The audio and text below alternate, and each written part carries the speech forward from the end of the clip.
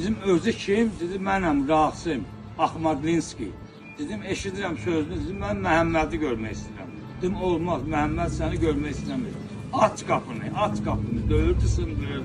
Yetkinlik yaşına çatmayan oğlunun tərbiyəsini pozan şəxsi küçədə mübahisə zamanı qətlə yetirdi. Rasim gəldi, bıçağı dirədi, aldı kartımı əlimdən.